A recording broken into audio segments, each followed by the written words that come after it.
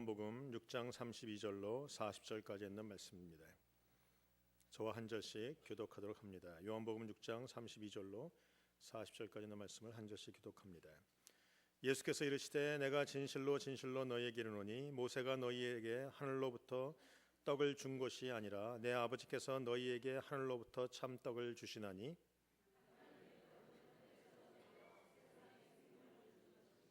그들이 이르되 주여 이 떡을 항상 우리에게 주소서.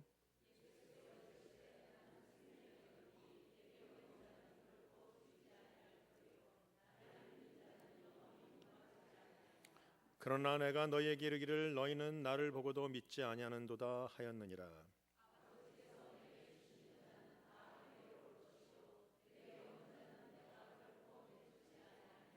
내가 하늘에서 내려온 것은 내 뜻을 행하려 함이 아니요 나를 보내신 이의 뜻을 행하려 함이니라.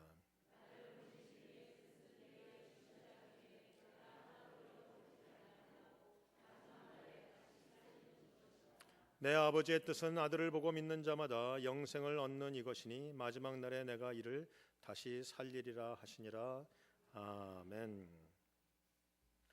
누군가 이 시대의 키워드를 소통이라고 했습니다. 작년에 한국에 보니까 한국 정치의 가장 중요한 단어는 소통이었다. 그런데 소통을 강조하는 것을 보면 사실 바꾸어 말하면 소통이 되지 않는 시대를 우리가 살아가고 있다는 것입니다. 불통입니다. 그 불통은 결국은 서로 믿지 못하는 불신으로부터 왔다라는 것이죠. 믿지 못하니 통할 리가 없다라는 것입니다. 또한 통하지 못하니 알 리가 없고 알지 못하니 또한 믿을 수 없고 결국 불신과 불통을 계속해서 경험하는 것이 현 시대라는 것입니다. 그런데 이 불신과 불통은요 갑자기 20세기에 생긴 것이 아니라 오늘 본문에 보니까 초대교회 때부터 주님과 성도 간에 나눴던 대화 가운데서도 불통이 이루어지고 있는 것을 볼 수가 있습니다. 어찌 보면 이 불신과 불통은 고질병입니다. 모든 성도 간에 있는 질병이다라는 것입니다. 우리 인간사에 깊이 자리 잡고 있습니다. 믿으려고 하지 않습니다. 아무리 많은 것을 보여주고 아무리 많은 물증을 대어주고 아무리 많은 증거를 주어도 믿을 수가 없습니다. 아니 믿고 싶어도 믿을 수 없는 병이라는 것입니다. 그래서 성경은요 도리어 믿음은 선물이라고 말합니다. 내가 믿어져서 믿는 것이 아니라 하나님이 나에게 믿음을 주셨기 때문에 믿을 수 있다라는 것이죠. 하나님이 믿게 하시니 믿어지는 것, 이래서 성경은 믿음은 선물이요 구원도 선물이요 은혜라고 설명하고 있는 것이죠. 많은 사람들이 눈에 보이는 현상을 중요시하고 눈에 보이는 것에 관심을 갖습니다. 눈에 보이는 것이란 결국 의식주의 문제입니다. 무엇을 먹고 무엇을 입고 어디 사는가의 문제, 물론 중요합니다. 그러나 우리는 성도라도 거기에 너무 집착하는 경향이 있는 것 또한 사실입니다. 예수 믿는 사람들에게 물어봅니다. 무슨 소원이 있는가? 소원을 적어보라고 말합니다. 물론 우리는 소원이라는 단어를 쓰지 않습니다. 우리는 거룩하게 기도 제목 읽겠습니다. 그러나 예수 믿지 않는 사람에도 물어봅니다. 너희들의 소원이 무엇이냐? 그들이 소원을 씁니다. 그리고 비교해 봅니다. 예수 믿는 사람들의 소원과 예수 믿지 않는 사람들의 소원은 아이덴티컬하게 똑같습니다. 예수 믿지 않는 사람들이 중요시 여기는 걸 우리도 중요시 여깁니다. 예수 믿지 않는 사람들이 가치 없이 여기는 걸 우리도 가치 없이 여깁니다. 이 교회 안에도요 얼마나 그런지 모르겠어요. 목사님 선교도 돈이 있어야 하지요. 틀린 말은 아니지만 돈이 있어도 선교 안 하는 사람 안 하는 교회 있습니다. 그러나 돈이 없어도 선교하는 사람 선교하는 교회가 있습니다. 하나님을 섬겨도 돈이 있어야죠. 아니요. 돈이 있으면 편리한 것뿐이지만 돈이 있어도 하나님을 섬기지 않고 돈이 있어도 하나님 나라를 세우지 않는 사람 또한 대부분입니다. 그러면 그런 것들은요 있어도 그만 없어도 그만이에요. 필요하면 하나님이 주실 것이라 저는 생각을 합니다. 예수 믿는 사람이라면 우리는 세상 사람들이 중요시 여기는 것에 NO라고 말할 수 있어야 되고 세상 사람들이 가치 없다고 여기는 것에 우리는 이것이 귀하다라고 고백할 수 있는 사람들이어야 됩니다. 그렇지 않다면 우리의 삶은 여전히 우리 존 파이퍼 목사님 말한 것처럼 just waste of our time before God. 하나님 앞에서 우리는 가치 없는 우리 그냥 낭비하고 있는 인생을 살고 있다고 밖에는 표현할 수 없다는 것이죠. 오늘 본문에 보면 5,000명이 모여서 예수님께 또 얘기하는 장면이 나옵니다. 5,000명이 예수님이 오병이어로 5,000명 아니 2만 5,000명을 먹이는 것을 보면서 그들이 감격하고 그들이 떡의 문제로 주님 앞에 찾아 나왔습니다. 그리고 그들에게 이 귀한 기적을 또 보여달라고 강조하고 있는 모습을 봅니다. 여러분, 그들이 떡을 먹으러 하나님 앞에 나왔습니다. 물론 틀린 것은 아닙니다. 우리가 첫 번째 예수 믿는 동기는 대부분 그렇습니다. 떡 먹으러 나옵니다. 한국 같으면 김밥 먹으러 나오고 비빔밥 먹으러 나오고 하여튼 그렇게 해서 나오죠. 국밥 먹으러 나오고 선물 받으러 나오고. 처음 예수 믿는 동기는 그렇습니다. 병 고침을 받기 위해서 나오고, 사업의 문제를 해결하기 위해서 나오고, 자녀가 복받게 하기 위해서 나오고, 내가 잘 살게 해달라고 나오는 첫 번째 동기는 괜찮습니다.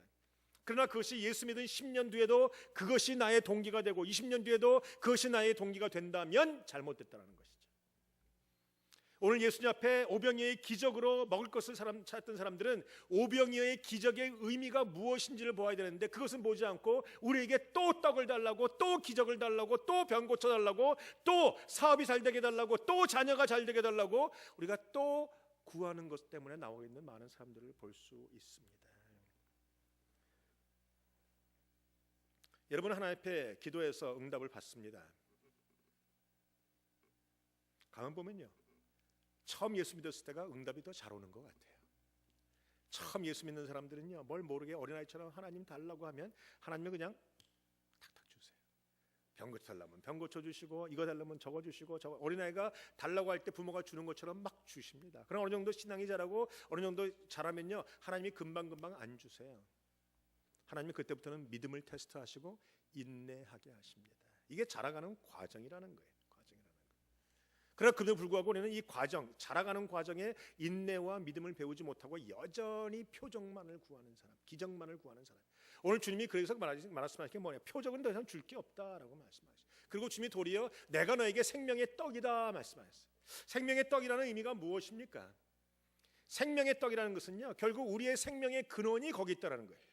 여러분, 사람은 부모의 사랑 가운데 생명을 얻어서 태어납니다. 이 땅에 생명을 가진 존재로 어린아이가 태어나지만, 태어난 후에 그 어린아이의 생명이 유지되고 연장되어지고 그가 건강해지는 것은 먹음을 통해서 가능한 것이죠. 태어났다고 해서 영원히 사는 것은 아닙니다. 먹어야 사는 것이고 먹어야 연장되는 것. 결국 생명의 떡이란 우리의 생명을 연장해 주는 것이고, 우리 생명의 근원 되는 것이고, 우리 생명을 건강하게 자라가는 그 통로가 되는 것이 떡입니다. 참 잘 해석한 단어라고 생각해요. 제가 풀러 신학 공부를 할 때, 저는 신학 대학원에 있었는데, 우리 풀러는 선교 대학원으로도 굉장히 유명합니다. 거기 가면 아주 기라성 같은 신학자들이 많아요. 미국 신학자들이지만 다. 거기 가면 이제 그런 얘기를 상황화의 대를 배워, 문화 상황. 이번에 우리가 퍼스펙티브 코스 배웠는데, 제가 20년 전에 다 배웠던 것. 상황화에 관한 문제가 막 나오고, 우리가 그 복음을 그 민족과 그 문화에 맞게끔 설명하는 문제를 우리 배우고 있었어요. 그런데 한국의 성경이 번역될 때 이 문제는 벌써 그 이전에, 복음이 들어오기 이전에 이 문제가 해결됐더라는 거예요. 그들이 생명의 빵이다라고 해석하지 않고 생명의 떡이다라고 했어요. 어떤 신학자는, 한국 신학자는 한 단계 더 나가서 한국 사람은 국밥을 좋아하니까 이것은 생명의 국밥이다라고 해야 된다고. 어떻든지 우리가 이해할 수 있으면 되는 단어들이에요. 그냥 어제 떡이라는 단어는 생명과 연결되어 있는 단어예요. 여러분, 여러분의 생명력은 하나님이 근원 되십니다. 내가 이 땅에 살아가는 이유가 있다면, 내가 오늘도 생명을 유지하는 이유가 있다면, 하늘에서 내려온 그 떡, 하나님으로부터 부어지는 그 은혜, 그 생명력이 나에게 주어질 때 내가 비로소 오늘 살아있는 존재가 된다는 것이죠. 물론 그것은 예수님이 스스로를 향해서 생명의 떡이라, 즉 예수님이 말씀으로 오신 그 말씀에 관한 이야기를 우리에게 하고 있는 것을 우리가 분명히 볼 수 있습니다. 그리고 주님이 내가 생명의 떡이라고 얘기했는데, 거기 모인 사람들이 이 떡을 우리에게 달라고 얘기했어요. 여러분, 예수님과 제자들이 얼마나 지금 불통하고 있는지를 볼 수 있어요. 예수님이 내가 생명의 떡이라, 내가 너에게 생명의 근원이 되는 사람이라고 말했는데, 제자들은, 거기 모인 사람들은 뭐라고 합니까? 농사 짓기 싫고 일하기 싫고 밥하기 싫고 이거 하기 싫으니까 뭐라고 합니까? 그 떡을 나에게 줘서 맨날 그 떡 먹으면서 살게 달라고 얘기하고는. 근데 주님의 말씀이 더 이상합니다. 그러면 야단을 치든가 아니라고 설명해 줘야 되는데, 뭐라고 하시냐면, 아버지께서 나에게 오게 한 자들은 한 사람도 빠짐없이 내가 먹일 것이라고 얘기하고 있죠. 이게 다 불통하고 있는 것이죠. 여러분, 우리는 눈에 보이는 현실의 문제를 집착하지만, 주님은 현실의 문제보다는 무엇이 영원한 생명인가, 생명의 근원과 생명의 연장과 생명에 관한 이야기를 우리에게 하고 있는 것을 볼 수 있어요. 여러분, 오늘도 말씀으로 이 땅에 오신 주님을 바라볼 때, 주님이 주시는 기적을 바라볼 때, 단순히 병이 나았다, 단순히 문제가 풀렸다, 단순히 눈이 떠졌다라는 문제 말고, 그것의 근본적인 의미가 무엇인가, 과연 예수님은 나에게는 어떠한 분인가, 나에게는 어떠한 능력인가를 여러분이 보시는 그 의미를 깨달으시는 축복이 있기를 주님의 이름으로 축원합니다. 오늘 모인 사람들은 만나에 관한 이야기로 예수님이 설명하고 있어요. 만나가 하늘에서 내려온 것이라는 말입니다. 근데 이스라엘 백성들은 만나가 모세가 줬다라는 생각을 가지고 있었어요. 하늘에서 내려왔지만 모세를 통해서 내려왔다. 그런데 오늘 주님은 모세를 통해서 내려온 것이 아니라 하나님이 주신 것이다. 다시 말하면 생명의 근원은 하나님으로부터 온 것이다 라는 걸 설명을 하시고, 두 번째, 이스라엘 백성들의 생각 속에는요, 메시아가 또다시 만나를 주신다라는 생각을 갖고 있었어요. 그래서 오늘 주님 말씀하시기에 내가 생명의 떡이다. 다시 말하면 내가 메시아이다. 내가 그리스도라. 내가 너에게 생명을 주는, 내가 너에게 구원을 베푸는 내가 생명의 떡이라고 말하고 있는 그 의미를 많은 사람들이 이해하지 못한다는 거예요. 단순히 눈에 보이는 의식주의 문제만 집착해서 그저 먹는 것에만 관심을 갖고 떡을 달라고 말하는 그런 안타까운 실수를 행하고 있다라는 것입니다. 여러분, 내가 생명의 떡이라고 말씀하실 때 또한 이 생명의 떡을 먹으면 산다라고 말씀하시죠. 이것은 결국 하나님과의 관계성을 얘기해요. 이 관계는 또한 사랑의 관계를 얘기합니다. 여러분, 어린아이를 키울 때 그냥 먹을 것만 줘서 키워지지 않습니다. 사랑을 줘야 키워집니다. 사랑을 받지 못하고 자란 자녀들은요, 뭔가 결핍이 일어나요. 뭔가 잘못된 자람이 성장기를 갖고 오는 걸 볼 수 있어요. 그러니까 여러분이 자녀를 잘 키우고 싶으면 먹을 것과 사랑을 함께 줘야 돼요. 이 사랑과 먹을 것은 관계성으로 우리에게 다가오고 있는 거예요. 주님이 말씀하시는 생명의 떡이라는 것도 마찬가지예요. 하나님의 사랑을 통해서 말씀이신 예수님을 내가 먹을 때 내가 건강하게 자녀로 성장하고 건강하게 생명을 유지할 수 있다는 의미로 주님이 내가 생명의 떡이다라고 말씀하십니다. 여러분, 그런 의미에서 여러분이 날마다 주님이 말씀으로 오신 생명의 떡을 먹지 않으면 성장할 수 없습니다. 살아있을 수도 없습니다. 우리가 말씀의 중요성을 별로 깨닫지 못하시죠? 말씀을 들어도 그만, 안 들어도 그만. 아니에요. 성도에게 있어서 가장 큰 불행이 뭔가? 말씀이 들리지 않는 게 불행이에요. 목사가 설교를 좀 잘하면 들리지. 아니에요. 그게 아니에요. 말씀은 반드시 하나님이 들을 수 있는 귀를 열어주셔야지만 들을 수 있다는 겁니다. 여러분, 제가 설교하다 보면 잘 보여요. 어떤 경우에 보면 어떤 분들이 나와서 별로 신앙이 없는 것 같아 보이죠? 들어옵니다. 찬양할 때는 그래도 신나니까 하십니다. 근데 찬양 딱 끝나고 말씀을 시작하는 순간 머리는 떨어집니다. 그리고 옆에서 누가 쿡 찌르지 않아도요, 설교가 딱 끝나고 내가 다 같이 기도하시겠습니다 하는 순간 눈을 딱 뜹니다. 기가 막힌 일이죠. 누가 옆에서 찔러준 것도 아닌데 정확하게 머리 숙이고 정확하게 떠요. 제가 그래서 깨달은 게 있어요. 세상 강의는요, 정신 바짝 차리고 눈 똑바로 뜨고 있으면 세상 강의는 들려요. 내가 노력하는 만큼 들립니다. 근데 하나님 말씀은 노력한다고 들을 수 있는 게 아니에요. 허벅지 꼬집어가고 막 옆 사람 쿡 찔러가도 못 듣는 건 못 듣는 거예요. 그 말이 뭔가? 오늘 떡을 달라고 말하는 군중들 앞에 예수님이 뭐라고 하십니까? 아버지께서 나에게 오게 한 자들은 내가 다 받을 것이요 그들을 먹일 거라고 말씀하세요. 즉 다시 말하면 내 귀가 열리고 하나님 앞에 나올 수 있게 하시는 분이 하나님이시라는 거예요. 여러분이 믿음을 가진 것도 하나님이 허락하신 것이고, 여러분이 말씀을 듣게 되는 것도 하나님이 허락하시는 거라는 것이죠. 결국은 주도자는 하나님이세요. 주관자는 하나님이세요. 주체는 하나님이시라는 겁니다. 여러분, 그래서 기도하셔야 됩니다. 여러분이 하나님, 내가 목사님 말씀이 설교가 안 들려요. 목사가 좀 설교를 잘하게 해주세요. 그게 아니고 하나님 내 귀를 열어주세요라고 기도하셔야 됩니다. 여러분이 관계가 엉그러지고 목회자와 성도의 관계가 어려서 설교가 안 들어지고 가면 우리가 설교를 못 들어도, 말씀의 은혜를 못 받아도 똑같이 봉사할 수 있어요. 예배 시간 끝나고 똑같이 헌신하고 똑같이 봉사하고 똑같이 헌금 드리고 똑같이 나가서 여전도회 회장할 수 있고 다 할 수 있어요. 그러나 말씀을 못 듣는 순간부터 여러분은 죽음이 시작된 것이에요.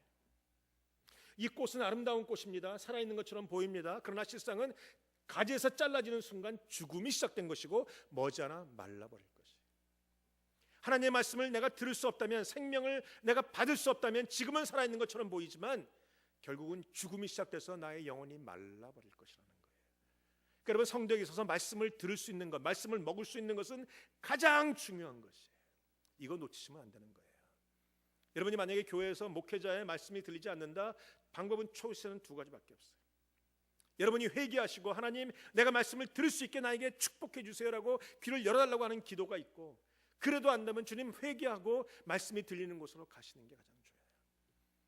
제가 이 설교하면 또 몇 명분이 떠나서 딴 교회 가시겠지만, 그래도 바른 건 바른 거. 오해는 하지 마세요. 내 말 안 들려면 나가라는 말이 절대 아니에요. 절대 아니에요. 그런 말이 아니에요. 여러분을 위해서 말씀드리는 거예요. 말씀이 안 들리는데 내가 거기 앉아있다. 내가 뭐 목사랑 설교 안 들어도 난 살 수 있어. 내 옆에 집사님하고 얼마나 좋은 교제를 하고 있는데 아니요. 죽어지는 거예요. 교회는 괜찮아요. 목회자인 저도 괜찮아요. 이런 설교가 나가면 좀 이상하겠죠. 여러분이 헌금 내실 거니까 헌금 내는 거고 저 사람이 없고 살 수 있어요. 교회는요, 여러분이 헌신할 거니까 교회는 잘 돌아가요. 문제는 여러분 자신은 죽어간다는 거예요.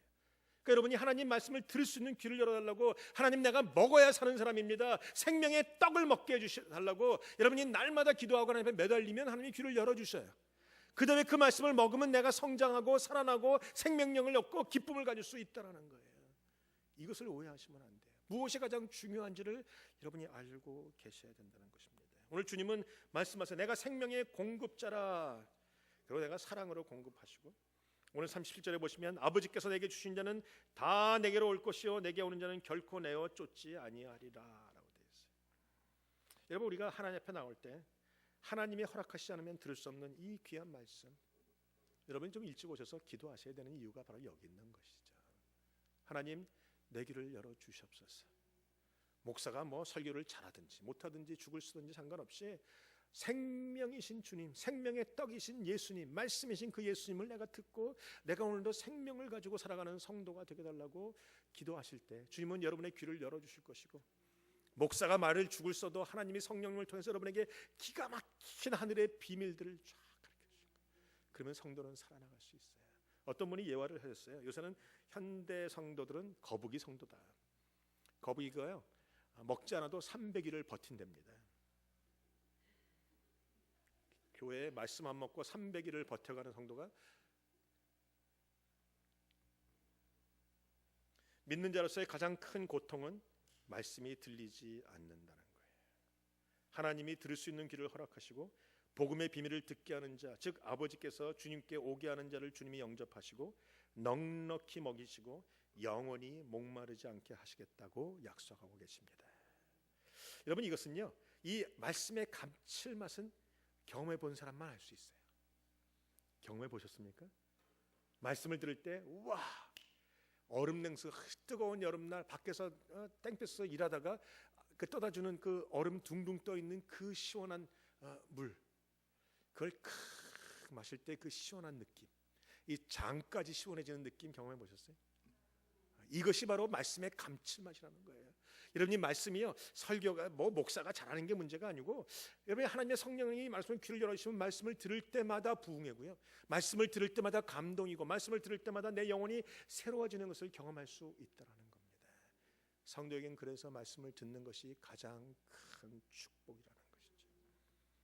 오늘 본문의 결론은 결국 40절입니다. 내 아버지의 뜻은 아들을 보고, 즉 예수님을 보고 예수님의 말씀을 믿는 자마다 영생을 얻는 이것이니 마지막 날에 내가 이를 다시 살리리라. 예수님, 생명의 떡이신 예수님, 말씀이신 그분을 먹는 자마다 지금도 살고 결국 마지막 날에도 주님이 살려주신다는 겁니다. 그러나 말씀이신 예수님을 먹지 못하고 생명의 떡이신 그분을 먹지 못하는 자는 지금도 죽어 있는 것이고 나중에도 결국은 살지 못할 것이에요. 사랑하는 성도 여러분, 저와 함께 기도하셔야 됩니다. 주님, 내가 시온교회를 섬기는 동안 하나님 나의 귀를 열어주셔서 하나님의 말씀이 살아있는 생수처럼 내 심장을 움직이게 하시고 내가 그 말씀에 만족하게 하시고 그 말씀이 내 귀에 들려서 내가 살아있는 사람으로, 또한 마지막 날에 다시 살 사람으로 이 땅을 살아가는 성도가 되게 하여 주시옵소서. 그 기도를 드리는 자마다 예수님을 먹을 것이고 생명의 떡이 생명이신 그분이 저와 여러분 안에 살아 역사하시리라 믿습니다. 기도하시겠습니다. 이시간 기도하실 때 한번 한 목소리로 같이 우리 기도하길 원합니다. 여러분의 인생에